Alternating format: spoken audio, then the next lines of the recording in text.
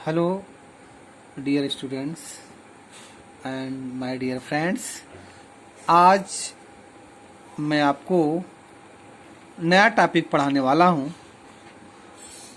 उससे पहले मैं आपको बता दूं, मैं पिछले वीडियो में आपको टाइप्स ऑफ ब्रैकेट बताया था। टाइप्स ऑफ ब्रैकेट में सबसे महत्वपूर्ण भूमिका निभाया था कर्ली ब्रैकेट।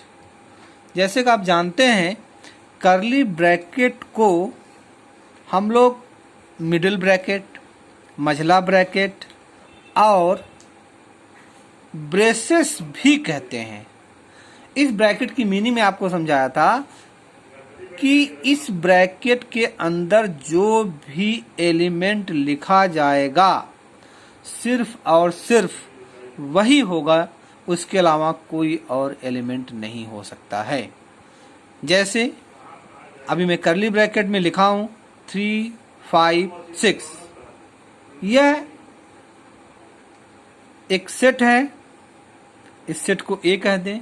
इसमें सिर्फ और सिर्फ 3 ही एलिमेंट हो सकते हैं और इससे ज्यादा नहीं हो सकते, न कम हो सकते, न एक्स्ट्रा कुछ हो सकते हैं।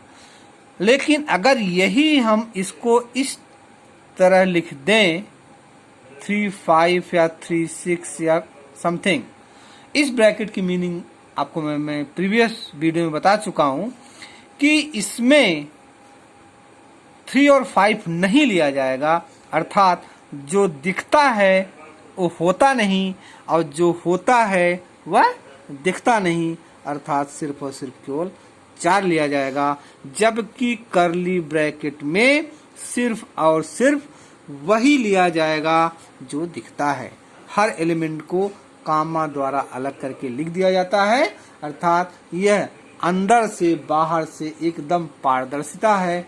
इसके अंदर कोई छल कपट भावना नहीं है, जो दिखता है वही है। आज इसी ब्रैकेट का उपयोग हम लोग नए टॉपिक में करने जा रहे हैं। वह नया टॉपिक प्रोबेबिलिटी, प्रायिकता, संभावना, बाय चांस, गेस और आप बाय लक भी कर सकते हैं। और शंका, आपको शंका जहां व्यक्त करते हैं कि हाँ शंका है कि यह हो सकता है, नहीं हो सकता है, जहां ऐसी स्थिति आती है वहीं प्रोबेबिलिटी शुरू हो जाती है। प्रोबेबिलिटी वास्तव में ही बहुत ही इंटरेस्टिंग टॉपिक है। बस आपको इसका बेसिक जानकारी होना चाहिए कि प्रोबेबिलिटी कब हो सकती है, कब नहीं हो सकती है, मैक्सिमम कितना हो सकती है, मिनिमम कितना हो सकती है। जैसे आपको एग्जांपल के तौर पर बताएं, किसी काम को आप करते हैं,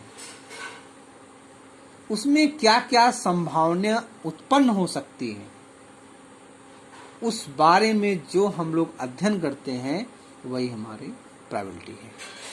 प्रोबेबिलिटी में कह दें कि सपोज दैट किसी कार्य को आप करते हैं, उसमें 80% संभावना है कि हम सफल हो जाएंगे, लेकिन वहीं 20% संभावना है कि हम सफल नहीं होंगे। अगर इन दोनों का रेशियो हम लोग लिख दें 80:20, यह हम इसे अनुकूलानुपात कहते हैं। इसी उल्टा अगर हम 20% पहले लिख दें और 80 बाद में लिख दें, इसे हम लोग प्रतिकूलानुपात कहते हैं। इसी को हम लोग ऐसे भी लिख सकते हैं A:B। अगर हम कहें मेरी प्रोबेबिलिटी, मेरी संभावना बताइए कि हाँ हम सफल हो जाएंगे, उसकी क्या प्रोबेबिलिटी होगी, तो उसकी जो प्रोबेबिलिटी होगी, प्रोबेबिलिटी ऑफ इवेंट, वह होगी, मतलब टोटल जो आपका होता है 80, टोटल संभावना आपकी यही है 80 + 20, और आपको सफलता मिल रहा है 80%, इसलिए इसकी प्रोबेबिलिटी होगी P PE बराबर 80/100। यह आपके पक्ष में है, इन फेवर है। अब आपके विपक्ष में जो हो जाएगा, आपके खिलाफ जो संभावना होगी वह PE डैश होगी, वह होगा 20/100।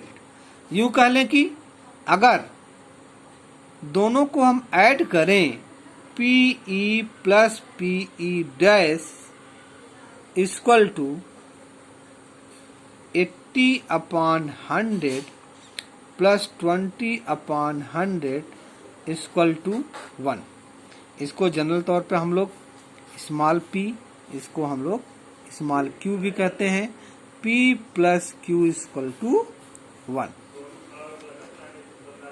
ओके स्टूडेंट्स, नेक्स्ट प्रोबेबिलिटी वहीं खत्म हो जाती है जहां संभावना खत्म हो जाती है। यदि संभावना नहीं रही तो प्रोबेबिलिटी भी नहीं हो सकता। और दूसरी सबसे इम्पॉर्टेंट बात, प्रोबेबिलिटी का अंत कहाँ होता है? जब किसी भी इवेंट कह लें कि घटना घटित हो जाए, यूं कह लें उसका रिजल्ट आ जाए। अगर रिजल्ट आ जाने पर प्रोबेबिलिटी वहां खत्म हो जाती है, तब प्रोबेबिलिटी नहीं रहती। प्रोबेबिलिटी तभी तक रखती है जब तक संभावना रहती है। और मैक्सिमम प्रोबेबिलिटी, जैसे लोग कहते हैं, मैक्सिमम प्रोबेबिलिटी कितनी हो सकती है?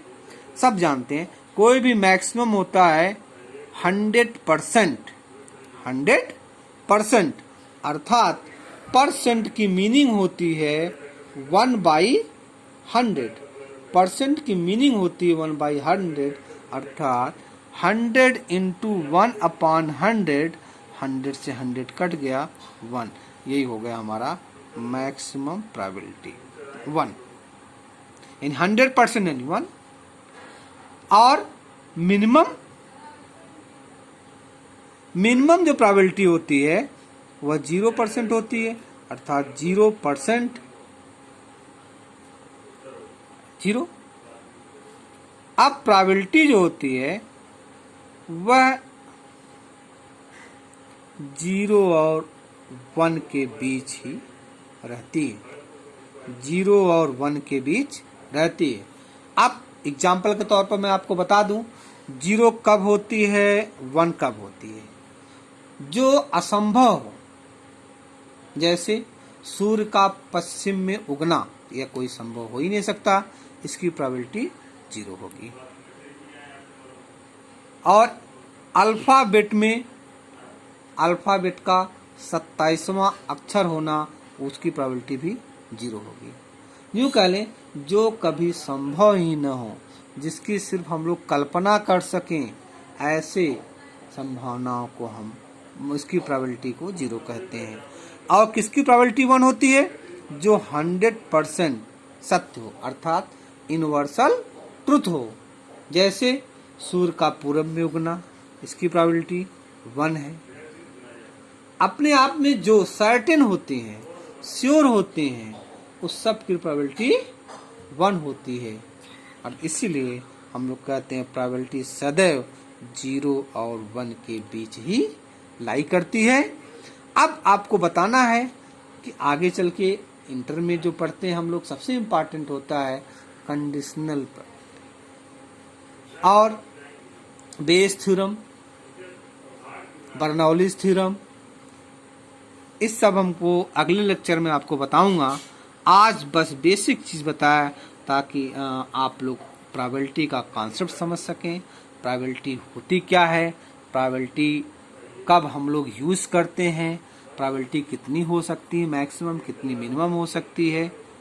आज आपको बेसिक जानकारी के लिए यही अपना लेक्चर खत्म करता हूँ। Thank you, have a nice day.